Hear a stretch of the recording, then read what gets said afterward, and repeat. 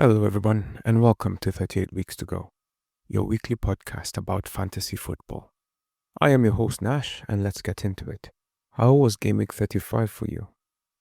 With an average Gameweek of 41, I got 42, so it wasn't great for me. How did you do? The main problem I had with my team is that I depended too much on Fulham and Arsenal, and that is what let me down. Honestly, I'm just very happy that I didn't captain Marmoush. That was the saving grace of my game week. I left Isak as captain. And without those 18 points, I don't know what I would have done because that was virtually half of my points. So I had Ryan goal, they conceded. Sessegnon, who had a goal disallowed, very unlucky, got 0. Burn 2. Vardiol got 8, and that really carried me. Then you have Barnes 2, Iwobi 2, Salah 2, Rogers 3, Marmoush 2, Cunha 2, and then Isak 18. My bench was no better. It was just ones and twos. It was a tough game week. And I guess one of the main things I've learned, like I said earlier, is that I depended on Fulham too much. I should have gotten rid of Iwobi and brought in, Bowen, which is what I had wanted to do. But I was like, no, let me just save my transfers. But now I'm like, saving them for what? And then I brought in Barnes when his fire is clearly finished. I mean, I already had him, but he should be leaving. Now, Man City won. Marmoush didn't do anything. Man City didn't do anything. They only won that game. Cunha, Nori, people could have scored. They hit the post 3 times. That was just unlucky. The usual suspects did not show up in the way that we had hoped they would. A lot of people were captaining Mbeumo because they anticipated Brentford winning, which they did, 4-3. But Mbeumo barely got anything. He got 5, but, there was a bit of an anticipation of an Everton clean sheet. Didn't happen. 2-2. Leicester finally won a game. 2-0. Liverpool have officially checked out. It didn't look like they wanted to win. It didn't even look like they could win that game.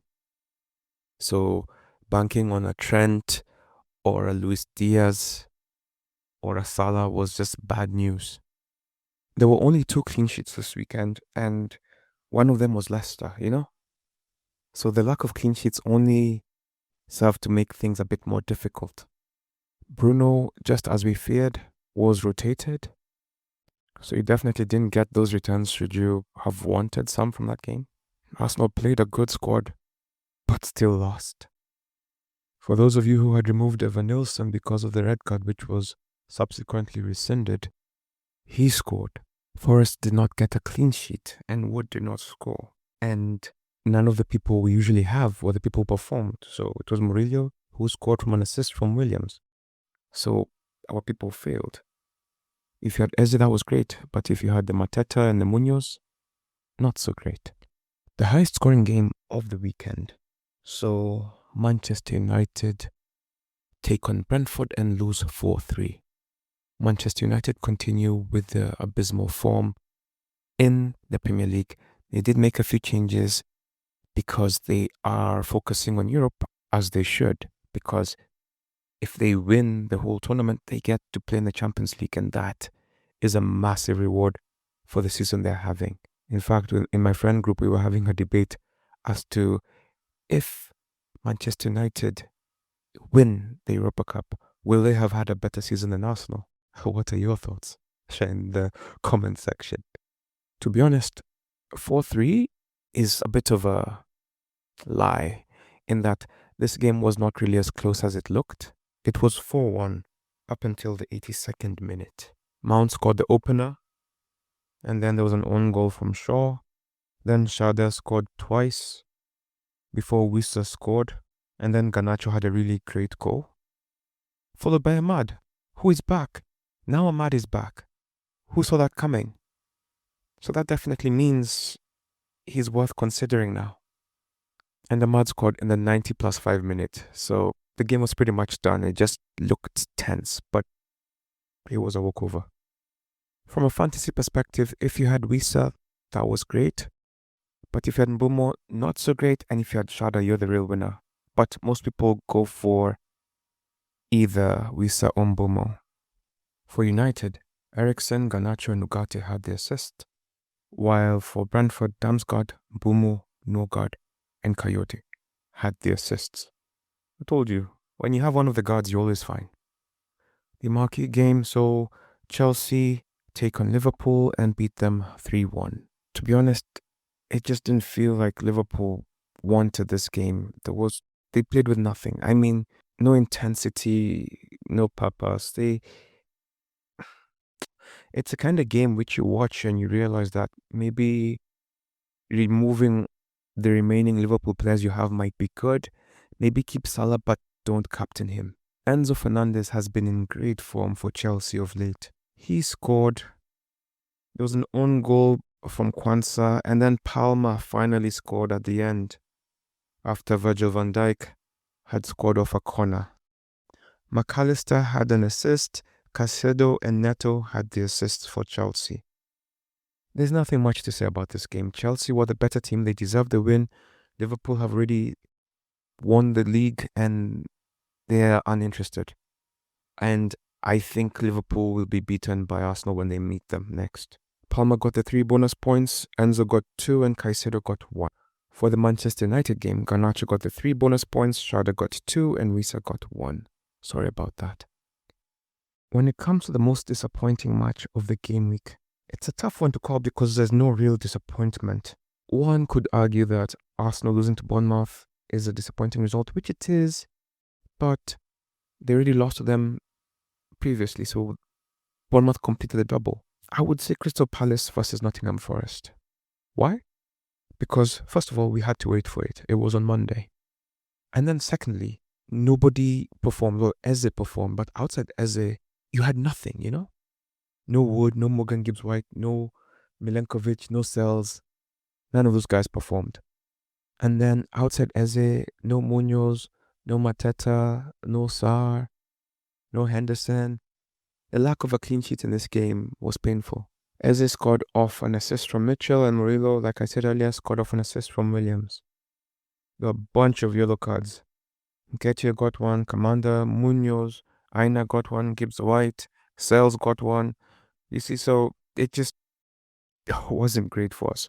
Eze got the 3 bonus points, Murillo got 2, and Williams got 1. When it comes to top performers of the week, starting in defense, the goalkeepers, Martinez got 9, Stolarik got 6, Edison got 6, Kepa, Verbruggen, and Henderson got 3.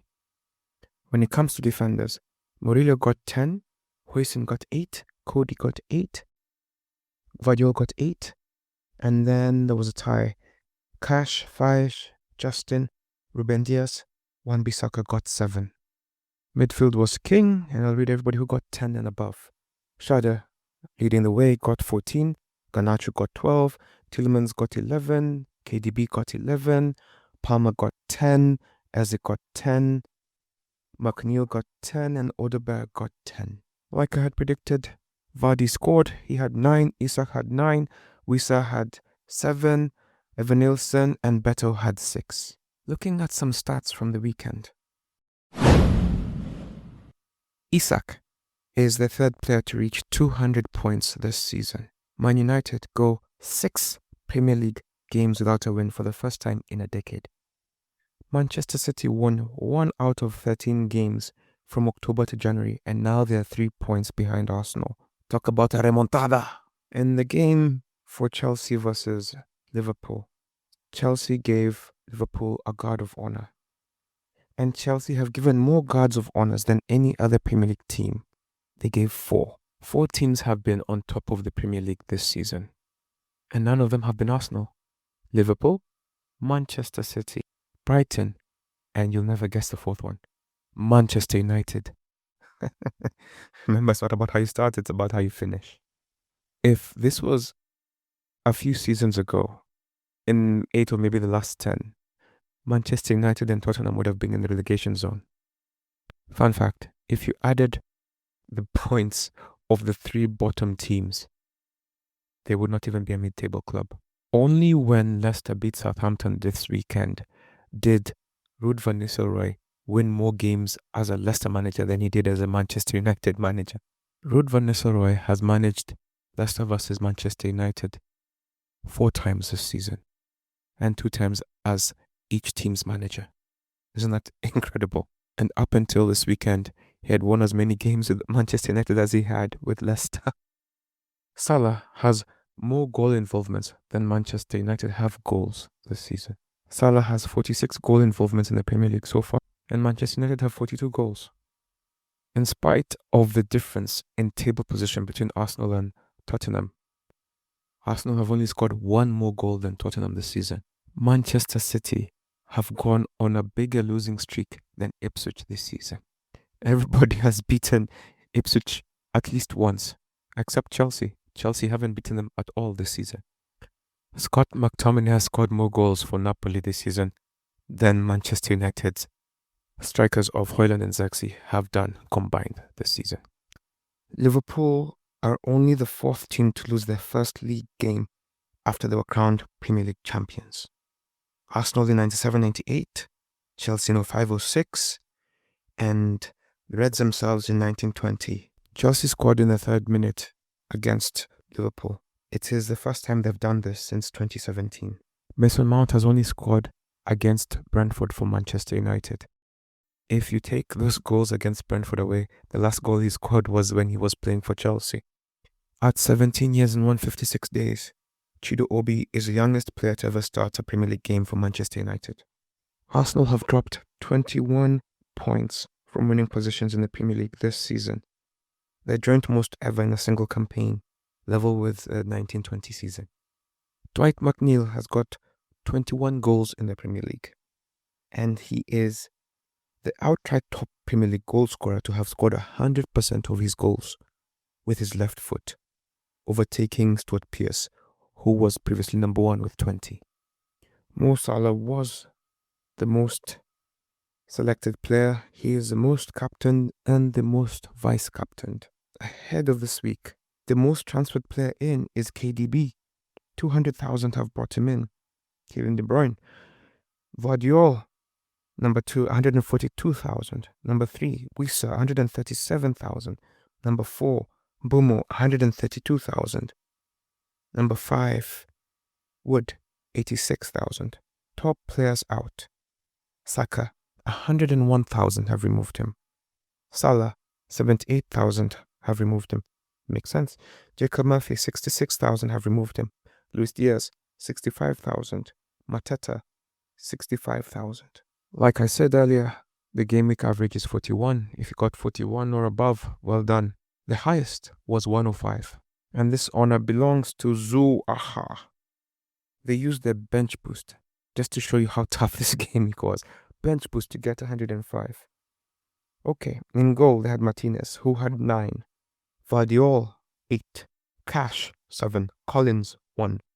Mbeumo, 5. Captain KDB, 22. Bowen, 9. Palmer, 10. Isak, 9. Marmoush, 2. Wissa, 7. Sells, 1. Rogers, 3. Livramento, 2. Murillo, 10. In our table, Sub-Zero, managed by James Durango, was our points tally leader. Got a respectable 76, and he too used his bench boost. Alisson, 2 points. Van Dijk, 6. Vardiol, 8. Burn, 2. Bowen, 9. Marino, 1. Sarr, 2. Salah, 2. KDB, 11. Wissa was his captain, 14 points. Isak, 9. Bentley, 0. Munoz, 1. Højlund, 8. Stewart, 1. It seems like people are just trying to finish their chips before the season ends. I'm left with my triple captain and I don't know when I'm going to use it.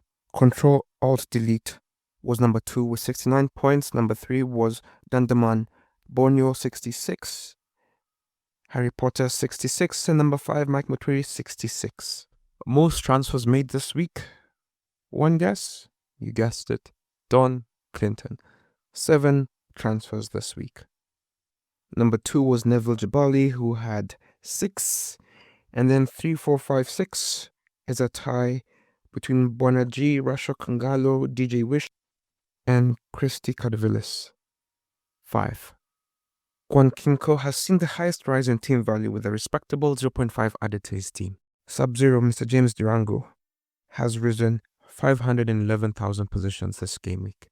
While in our league table, Euro, Control-Alt-Delete,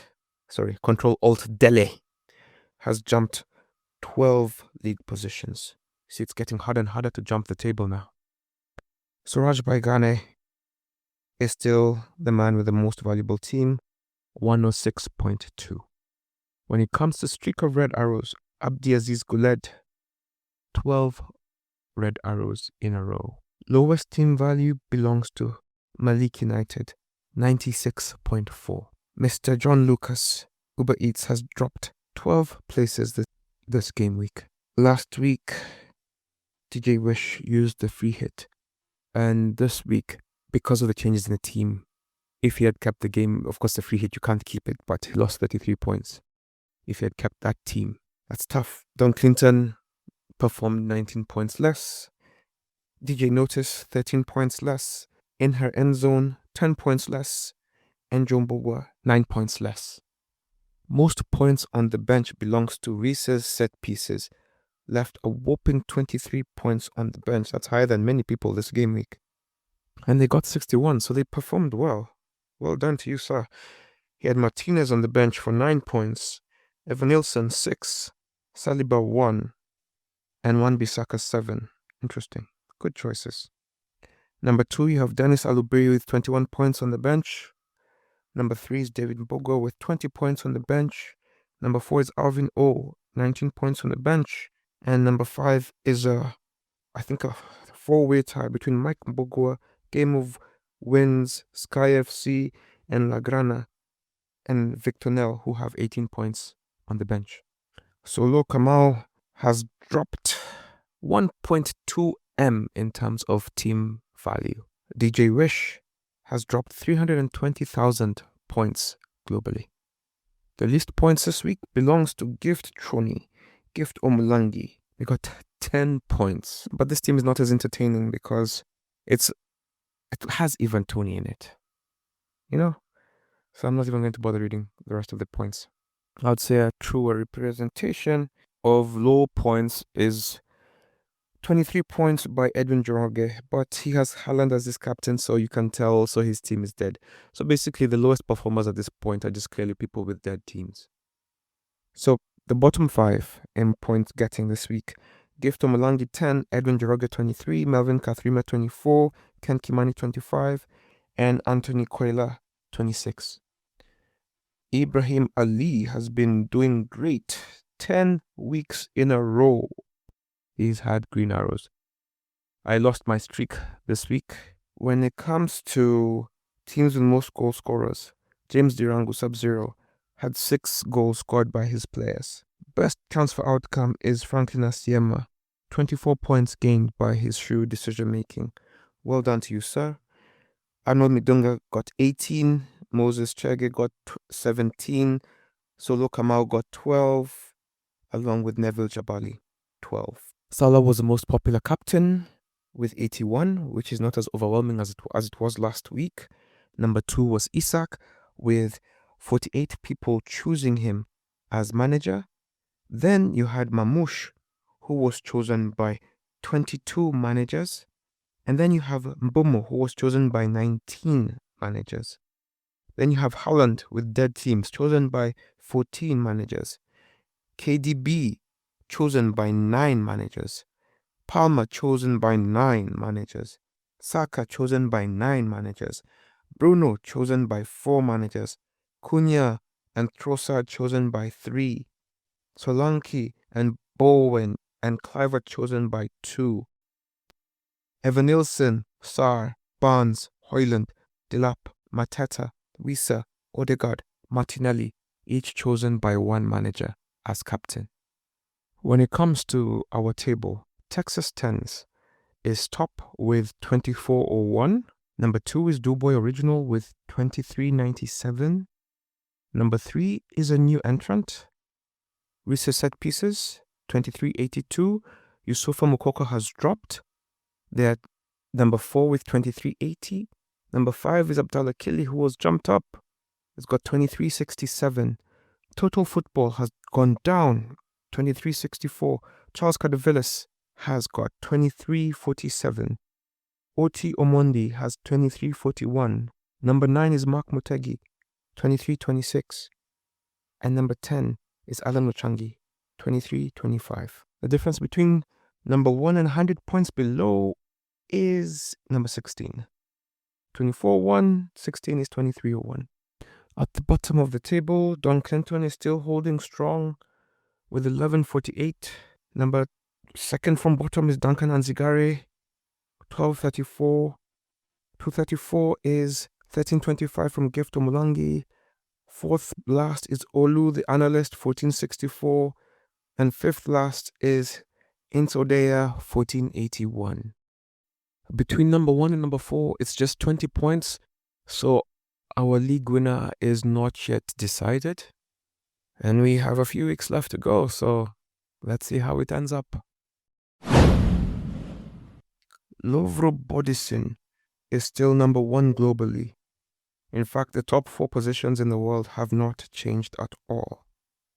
Lovro has Raya in goal, 1 point. Munoz, 1 point. Livramento, 2 points. Vardiol, 8. Bowen, 9. Eze, 10. Salah, 2. He also captained Mbeumo for 10. Marmoush, 2. Isak, 9. Mateta, 2. Number 1 globally has 26.12 points. Goodness, that's 400 more than me. 100 points below that, 25.12, is 188. Shows you how competitive globally this competition is. But between number 1 and number 2 is roughly 17 points, so it's not yet decided. It's just going to be thin margins. Looking at Game Week 36, we have 36, 37, 38, 3 game weeks left. So it's really do or die now. And from a quick glance, you can see Man City taking on Southampton as a game that people will target, and Forest taking on Leicester as a game that people should target. Brentford take on Ipswich, which is a game worth targeting, and maybe Arsenal versus Liverpool. Targeting Liverpool right now might not be such a bad idea. They seem to be uninterested. The first game of the game week will see Everton take on Fulham at Craven Cottage. This game tends to be a dull affair. Listen to the previous results: 1-1, 0-0, 1-1, 1-0 to Fulham, and 3-1 to Fulham. So Fulham have the slight advantage, but it's only just slight. Pereira, Reed, Nelson, Muniz are unavailable. Doucouré, Tarkowski, Lindstrom, and Mangala are unavailable.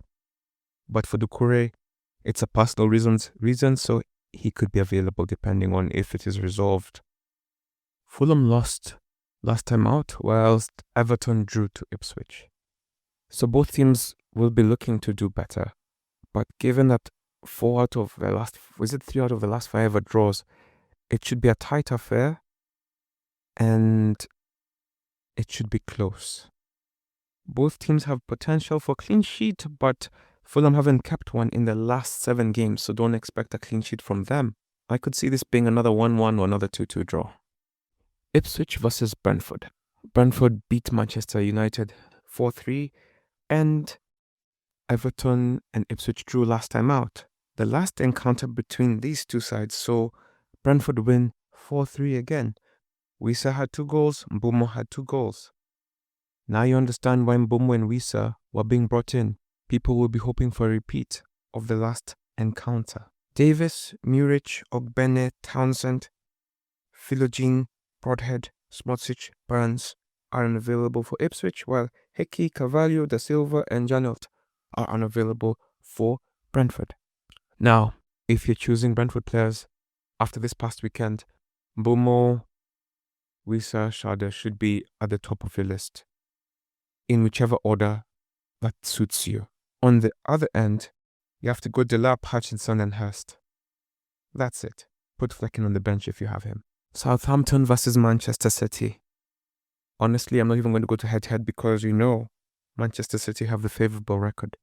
Manchester City were lucky last time out against Wolves, but I think they will be better and they should defeat Southampton. Now, they beat them only 1-0 last time out, so it's tough. It shouldn't be a hammering, but they should still be victorious in this encounter. If they play like they did against Wolves, they definitely could still win, but it wouldn't be close. Because that was probably the only chance. Marmoush did nothing. So I'd be skeptical choosing a captain in this game unless you're choosing KDB. And if you're not, there are rumors saying that Haaland will be back. He's not even on the injury list. Only Stones, Ake, and Rodri are unavailable for Man City. Gromberg, Taylor, and Fraser are unavailable for Southampton. Now, with Pep Roulette, we could probably see Haaland come back. But at 14 point whatever, it's not a gamble worth taking until he's actually back, you know? It's very sneaky, but Manchester City have not lost in their last 9 fixtures. Isn't that impressive? Now, I have Vardiol and Marmoush, and I'm keeping them. Now, would you want to add Haaland for super differential or KDB, who has been great? And it seems like he will play just to say goodbye to the Manchester City fans, you know? So he's a lock-in. Will he perform? Let's just hope he continues his form. For Southampton, oh goodness, would you want to bring players in? I don't think so, but should you? You know it's still on Onwachu, Sulemana, and Fernandes. Wolves take on Brighton. They were unlucky not to score or even win the last game against Manchester City, while Brighton were unlucky to draw in the 90-plus minute with an Isak penalty. Now, Wolves are the better team in terms of form and will have the slight edge in this fixture. In the last 5 encounters, Brighton have won 3, Wolves have won 2. Their most recent encounter saw a draw, a 2-2 draw, with Welbeck and Ferguson scoring and Aït-Nouri and Cunha scoring, which is great news because many of us put Aït-Nouri on the bench this week. Maybe just bring him back on. And Cunha, he will be good. I mean, he will have a chance to do better in this game than he did in the last one. And he's a good player. So, Aït-Nouri, Cunha, and maybe Strand Larsen, should he play. For Brighton, you have Minte, Mitoma, Welbeck. A draw is not a popular result between these two sides, so I wouldn't encourage you to have defenders with the aim of a clean sheet. Bournemouth versus Aston Villa. There are 2 draws, 2 wins for Villa and 1 for Bournemouth in their last 5 encounters. Their last game saw a draw with Evanilson and Barkley scoring. Evanilson is the man for Bournemouth right now. In their most recent 3 fixtures, there's been no clean sheet. But in the previous 2 before that, 2 clean sheets. I believe both sides will score in this game. And on the Evanilson side, look at me already showing my hand. On the Bournemouth end, Evanilson should be your preferred candidate. Then you can take Semenyo and Kluivert. On the Aston Villa side, Watkins, Rogers, Asensio should be your favorites.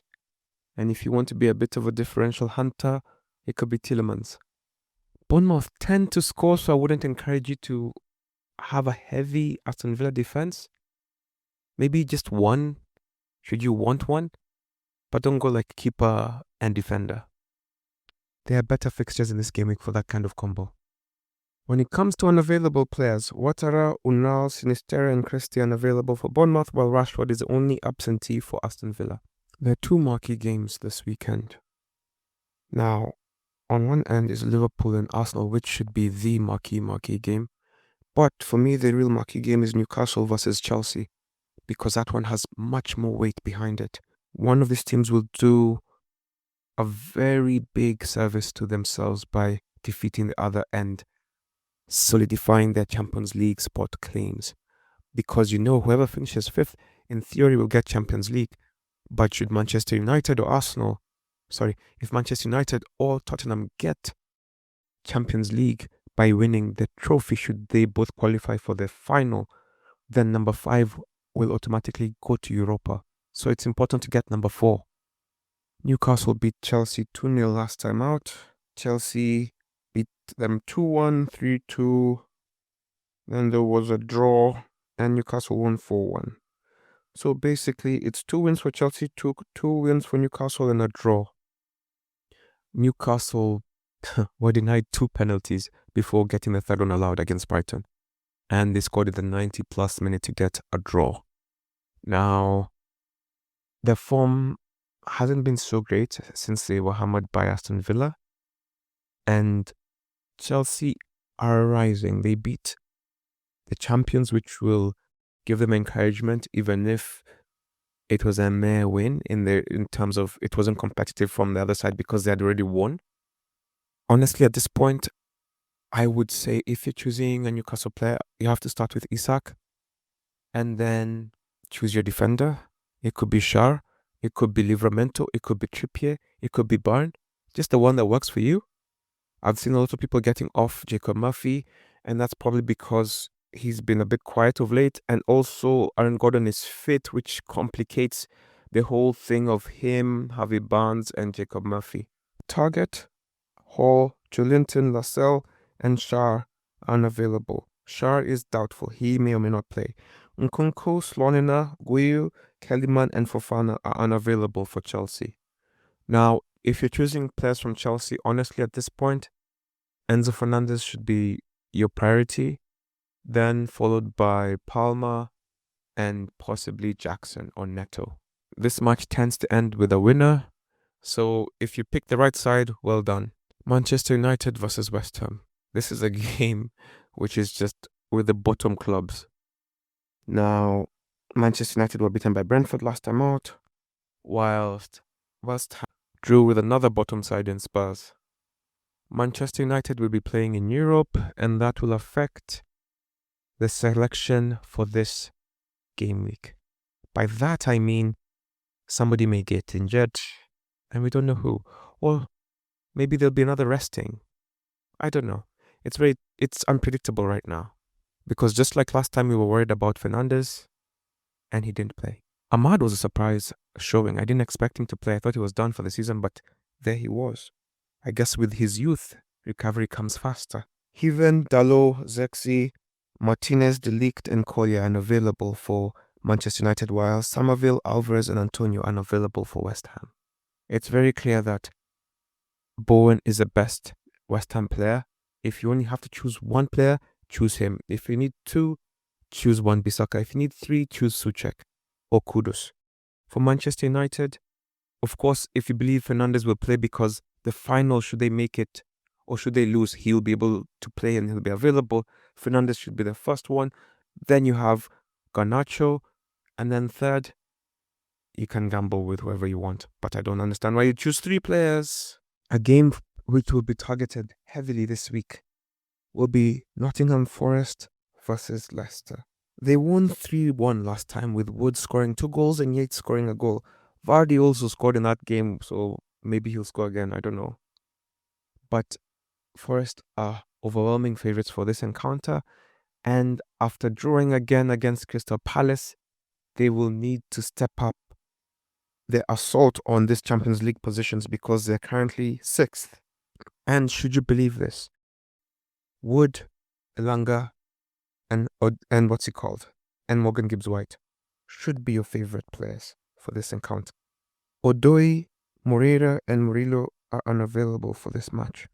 Reed, Bonanotte, Fatawu, Suter, Pereira, and Mavididi are unavailable for Leicester. For Leicester, it's quite simple. You take Vardy, and that's about it. Okay, and Ayew if you must. But don't get into Leicester for this fixture. If you believe in a clean sheet in this fixture, get the defenders. Get yourselves off the bench, put your Milenkovic, and then hope for the best. Tottenham take on Crystal Palace, and just like Manchester United, they will be playing in Europe, and their game may be affected by the outcome of the match. And by that, I just mean physical ability. Some people may get injured. So if you're choosing a Spurs player, delay that decision as long as you can. Now, in their last 5 encounters, Tottenham have won 4 of their last 5 encounters. But this is not the Tottenham of late. I mean, of yesteryear. Because this season, they were beaten by Crystal Palace. And I believe Crystal Palace will be the favourite for this encounter. They won 1-0, and In this 1-0 fixture, Mateta was a goal scorer. Does that mean I believe you should bring Mateta? Probably not if you're one of those many people who removed him. Having said that, Tottenham are not good this season. They can still score, they can beat anyone on the day, but it seems like those days are few and far between. Their real problem is that they can't keep anybody out. And for that reason, Palace will score. It's just a matter of if they'll be outscored. Now, do you believe it's going to be Mateta, Sarr, or Eze who will score? And you believe they'll keep a clean sheet? Because if you do, you'll be looking at Munoz and Henderson.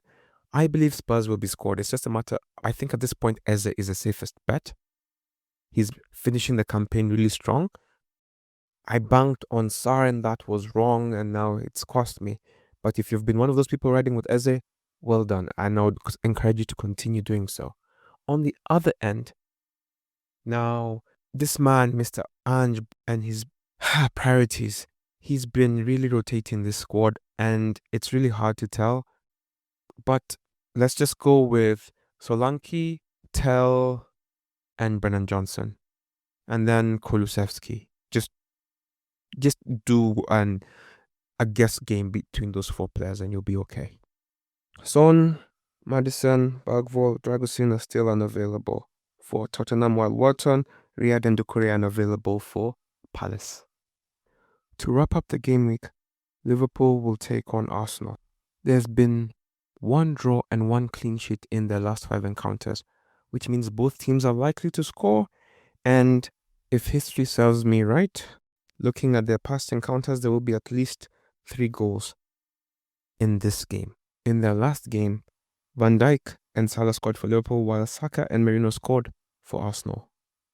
Now, Arsenal take on PSG tonight in the Champions League, and you should, what is the right word? Just like I've been saying for the other European games, if you're going to make an Arsenal decision, make it closer to the game week's beginning, because we don't know if someone will pick up a knock. So while you're choosing Arsenal players, be aware of that. Now, the problem with choosing Liverpool players right now is that they seem disinterested. Or rather, maybe Chelsea were just the better team. It's possible that Chelsea just outclassed and outplayed them. But the truth is, it didn't feel like Liverpool put in the same amount of effort that they had been putting in to close the title. And I believe that kind of energy is going to continue. They will play, they may be competitive in an Ipswich type of way, but ultimately will be short. I believe Arsenal will be favourites for this fixture. Well, depending on what happens against PSG tonight. Because if they get hammered by PSG, I can see them being demoralized. So, watch the game tonight. See how you feel about their players and their chances. And should everything go well, Saka, Trossard, and probably Rice are your best picks. Salah, Gakpo, McAllister should be your favourites for Liverpool at this point, even though I wouldn't encourage you to have 3 players.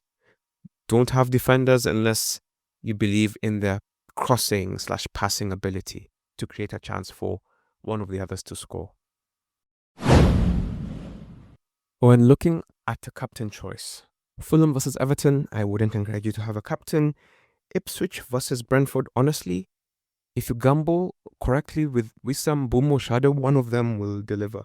Man City versus Southampton, it looks so sexy, but you're probably better off having a defender as captain in this game than a striker, unless Haaland plays, but only the dead teams will have Haaland as captain. And of course, De Bruyne has been doing well, so I wouldn't blame you if you chose KDB as your captain for this fixture. Wolves versus Brighton, I guess Cunha would be fine.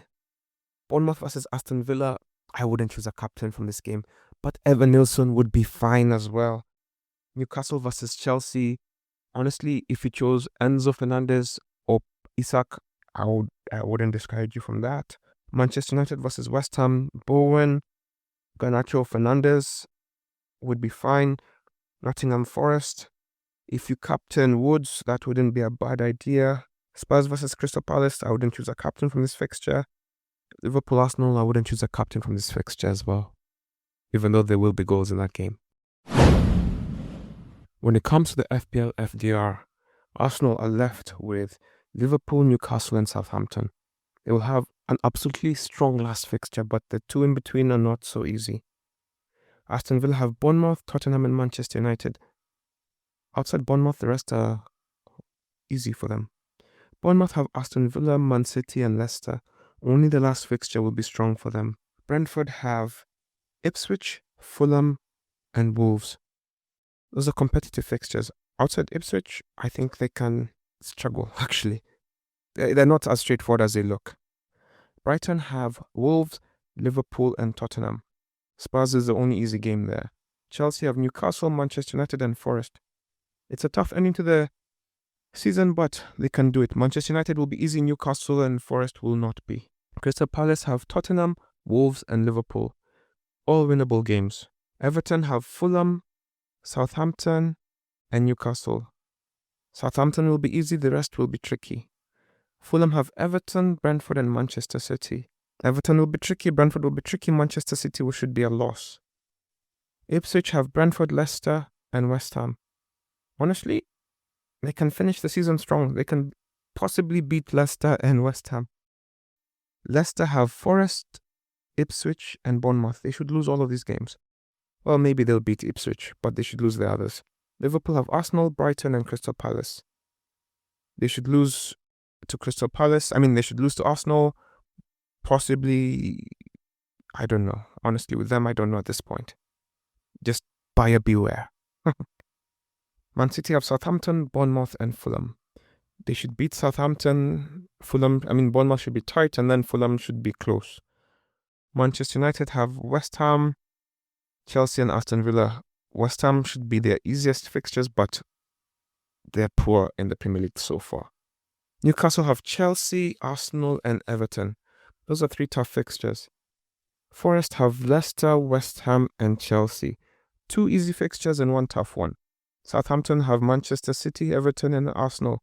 They should lose all of them. Spurs have Crystal Palace, Aston Villa, and Brighton. They should possibly draw 2 of the 3. West Ham have Man United, Forest, and Ipswich. They have 2 easy fixtures and 1 tough one. Wolves have Brighton, Crystal Palace, and Brentford. They should be able to score in all of them. That's the best I have for that. And with that, as you can see, the fixtures have come quickly. We have 3 game weeks left. All the best as you plan your teams. See you on the pitch. Bye.